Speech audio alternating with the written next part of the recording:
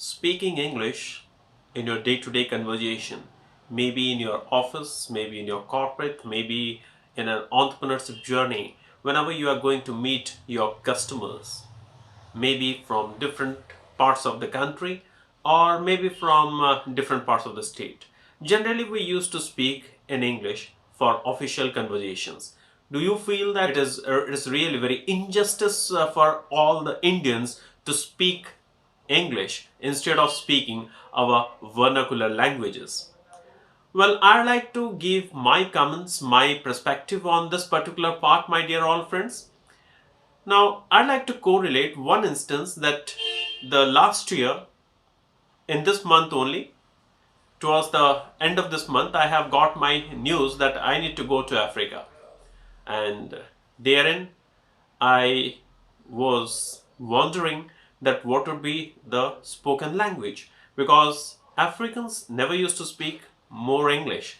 Although they know that, but they don't speak English because as our country, India was been occupied by the Britishers for the last 200 years, the same like French people, they have occupied Africa.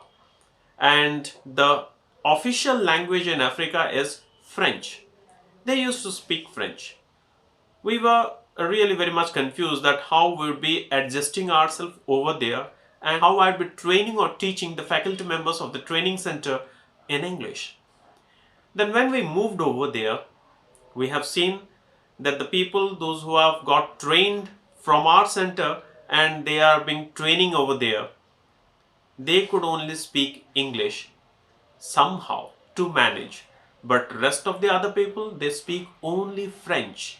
It was a very difficult time for us, but somehow, as you are going to stay there for a project, that means maybe 6 months or more than that one. So in that case, what you need to do, you need to adjust yourself, understand the language, and you need to know that how you can accommodate yourself to their culture, to their understanding. Because if you are going to train them something in English, that would be very difficult for them to understand. Then I decided, let us do one thing. Let us get trained first in French. So I have started organizing French classes for the team of the Indian experts, those who have gone to Africa.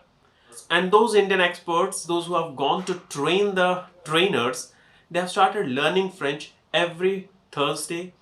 Every Thursday was the day which was fixed for the Indian experts to learn French. The journey was really very interesting. We have started the journey with bonjour and bonsoir, like good morning, good evening, comment allez-vous, how are you?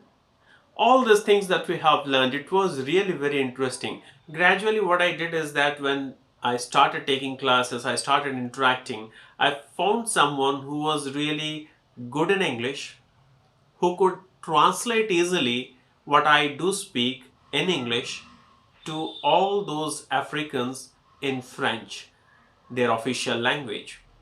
So you could understand from this, my dear friends, that how English helped me in Africa, even Senegal.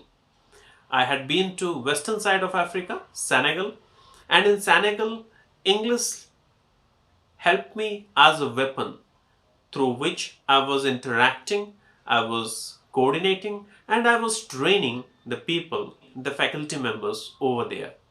It happened to be a very good time spent over there. And as such, I'd like to say, my dear friends, obviously it's a true thing. Well, emotional constraints are different.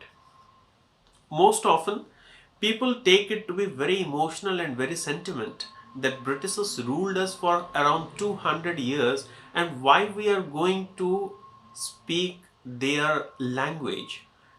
My dear friends, we don't like their way of ruling, but what language has done? Like speaking English is a language, speaking your vernacular language is also a language. If I would like to say, in India, why don't we give respect to the mother of all languages, that is Sanskrit? How many of you know that one? If you don't know Sanskrit, if you don't want to speak Sanskrit, which is the mother of every language, which is the origin of every language, then why do you feel guilt to speak English in front of someone. If the thought is coming and hitting to your mind that why should I speak English, then first ask a question to yourself that do I understand Sanskrit? Do I have the ability to speak Sanskrit? Do I have the interest to learn Sanskrit? If no is the answer touching to your mind, then certainly do speak English. If you say that I don't want to speak English merely because of the reason that Britishers were ruling us, then certainly I would say if you wanted to speak anything else other than English, speak Sanskrit.